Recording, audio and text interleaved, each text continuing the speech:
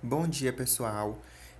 Hoje nós iremos concluir o nosso capítulo de saúde pública. Então, nós iremos aqui abordar agora, basicamente, um conteúdo que ele vai falar a respeito de sistema imunológico, ou seja, a defesa do nosso corpo contra doenças. Doenças essas que a gente já tratou em aulas anteriores. Então, primeira coisa é vocês entenderem a defesa do corpo, ela como ela sendo, a gente pode chamar de imunidade. Imunidade e defesa é a mesma coisa.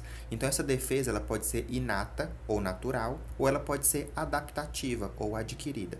O que seria uma imunidade ou então uma defesa do corpo que ela é inata, que ela é natural? Ela está presente desde o nosso nascimento.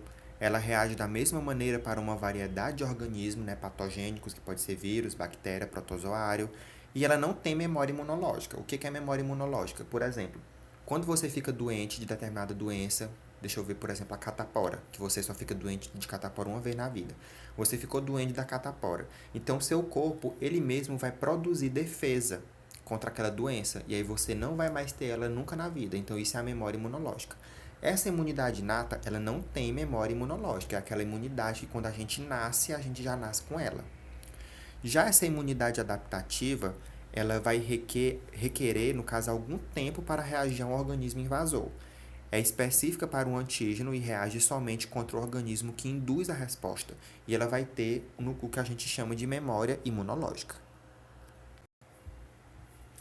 Então, falando ainda de uma forma geral da imunidade do corpo, a gente tem o que a gente chama de primeira linha de defesa, que são barreiras que o nosso corpo, que nosso corpo vai ter, né, contra esses agentes causadores de doença. Geralmente, essa primeira linha de defesa ela está relacionada com essa imunidade natural, porque a gente já vai nascer com ela. Quais seriam, no caso, essas barreiras do corpo? Né? A gente tem a pele, que protege a gente contra micro-organismos. A gente tem a lágrima, né, que ela também tem a função de proteger o nosso olho contra micro-organismos.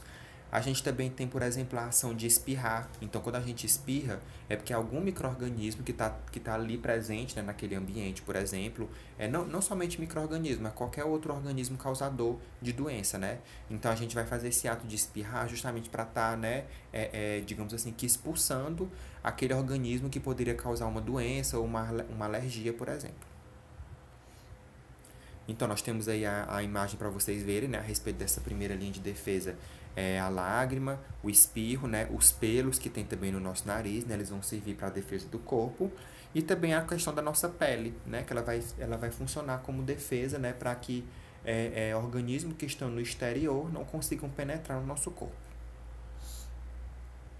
Então, passando dessas primeiras barreiras que a gente tem no corpo aí, que é essa primeira linha de defesa, a gente vai para uma defesa mais específica, né, que vai ser por meio de células, né, que estão presentes no sangue.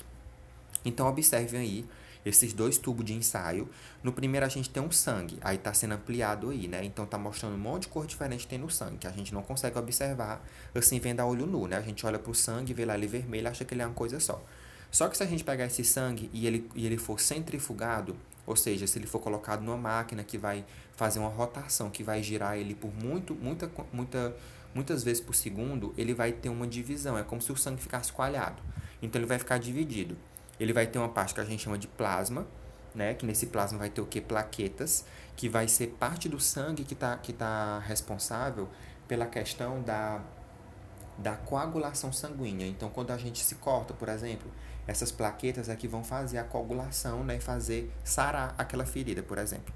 A gente vai ter a outra parte do sangue que a gente chama de elementos figurados, que essa parte vermelha, digamos assim, ela vai ser formada por leucócitos. O que seriam esses leucócitos, né? Que são os glóbulos brancos. São células que participam da defesa do organismo. Existem diversos tipos de glóbulos brancos, todos relacionados à destruição de agentes estranhos ao nosso corpo. E a gente tem também as hemácias ou glóbulos vermelhos, né, que elas vão fazer, por exemplo, o transporte de gás oxigênio, né, no nosso corpo. Então, para cada outra parte do corpo, essas hemácias é que vão estar levando nutrientes e gás oxigênio. Então, esses leucócitos, eles vão ser, digamos assim, que uma segunda linha de defesa do corpo. Imagine que aquele vírus ou bactéria ele conseguiu penetrar, né, no seu corpo através da sua pele, né? Ou então ele não conseguiu o seu nariz, ou então o seu olho não conseguiu reter, né, não conseguiu funcionar como barreira, e aí você se infectou com aquele micro-organismo. Então, os seus leucócitos, que são células brancas do sangue, é que vão fazer essa defesa. Eles vão começar a atacar esse micro-organismo que entrou no seu corpo. Uma outra maneira também da gente estar, né, ativando a nossa imunidade, da gente estar, por exemplo, assim, se protegendo contra doenças, é a questão da vacinação. Então, na vacinação, o que acontece? Quando você toma a vacina, elas vai fazer o quê? Ela vai reforçar a imunidade do corpo, né, para determinada doença. E a ideia principal de como elas agem na defesa do organismo é a seguinte: então, um agente patogênico modificado ou então enfraquecido, ele vai fazer parte da vacina. Então, imagina, como o exemplo é a vacina do H1N1, né, que é essa gripe, que está tendo até a campanha de vacinação agora. Dentro da vacina, é como se ela tivesse o vírus da H1N1. Só aquecido, ele não causa a doença. O que ele pode causar é uma leve reação. Vocês já perceberam que às vezes a pessoa, quando ela se vacina, ela fica, eu me vacinei, parece que eu fiquei foi doente, né? Ela vai ter aquela reação, ela pode ficar espirrando, tossindo, ela pode ter febre, uma dor de cabeça, uma dor no corpo, que é justamente uma reação que ela vai ter em contato com aquele vírus ou então aquela bactéria que está enfraquecida, fazendo parte da vacina. Só que por que é isso importante? Porque imagina, aquele vírus ele está enfraquecido, ele não pode causar doença.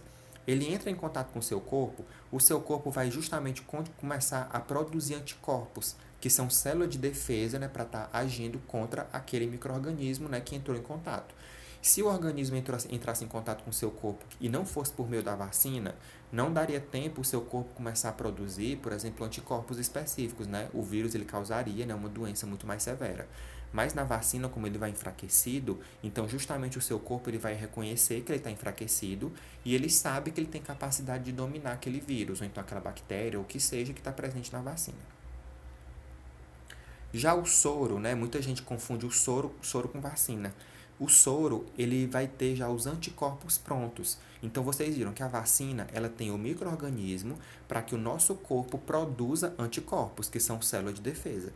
Já o soro, ele tem já os anticorpos prontos. Esse soro, por exemplo, aí é o soro que é usado quando a pessoa é picada por uma cobra.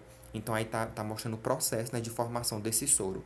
Então, o que que eles fazem, né? Eles aplicam, no caso aquele o veneno da cobra é aplicado numa pequena dose no cavalo. Por que no cavalo? Porque ele é um tipo de mamífero que ele produz anticorpos muito rápido. Então ele produz anticorpos contra aquele veneno daquela cobra, né? O sangue do cavalo é retirado, ele é centrifugado e aí eles vão pegar o plasma, né, a parte líquida, né, o plasma do sangue, para poder coletar dali os anticorpos. Então, esses anticorpos contra o veneno da cobra que foi ingerido, né, que foi lá inserido lá aplicado lá no cavalo, eles vão servir para formar o soro antiofídico, que é o soro contra aquele veneno da cobra. Se no caso alguém, né, se um de nós a gente for picado por uma cobra e a gente for no hospital e tomar um soro, o soro vai ter passado por esse processo, né, até chegar na gente. Então, só para diferenciar aqui, para fechar. O soro, ele tem anticorpos prontos contra aquele veneno, contra aquele invasor. Já a vacina vai fazer com que a gente produza nossos anticorpos naturais. Então, aqui a gente tem agora algumas atitudes que podem fazer com que a gente preserve a nossa vida. Então, atitudes, por exemplo, de higiene pessoal, você sempre está ingerindo água limpa, filtrada ou então fervida, ter cuidado com o manuseio de alimentos, né? Lavar sempre os alimentos, cozinhar bem antes de você se alimentar.